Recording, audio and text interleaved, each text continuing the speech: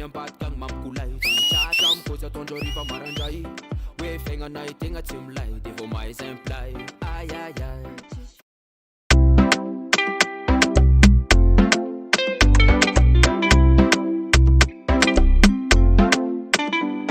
Roa, roa, roa, roa Roa, roa, roa Roa, roa, roa Production. Oh, ay Mar tine empat kang mamkulay Chacham ko sa tonjori pa maranjay We fenga na itinga timlay Di vo mais emplay Ay ay ay Fatia oku na inuvava no Anjara masoandro ko tsy ovo sakano Nefa tsy magnino fa zay vavanao Fa ny fiainako avao Ayoyo Magnarato tsy maintsy magnaraty fa avelo yo Ayoyo Ayoyo Ayoyo Ayoyo Ayoyo Magnaraty sewa tsika fa velo yo Vroom vroom nigga Rendez-vous pagnarivo Vroom vroom nigga Fafanao tsy makivy Vroom vroom nigga Eo anao mirarakivi Vroom vroom nigga Vroom vroom nigga Vroom vroom nigga Namaro pagnaraty Vroom vroom nigga Sakay fa tsy tsaty Vroom vroom nigga Fitisindreo tsampy Vroom vroom nigga Vroom vroom nigga Top sign Style knows answer can I lag Fifa hit on I depuis long time I stand you Me vava can I bass twice Fenga na ya tono business Kaboom Hello for rats Vroom vroom niggas A high chivo sakan kapap Arrete rats A high kwa timkas Sambela we ufat fa bomba Nino fulangi na romba umba Utisi mapyuva fiena kuzau Ayo yo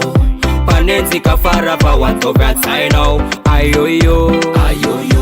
Ayo yo Seti mwetimbo Ulara mercy I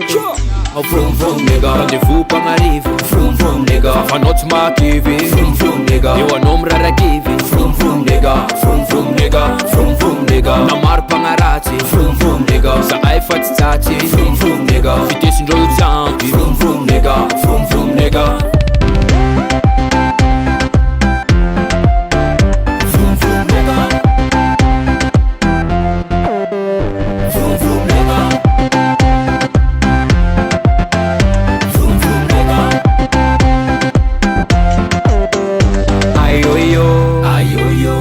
Ayoyo Seti mwetimbo Ulara mercy I Ayoyo Ayoyo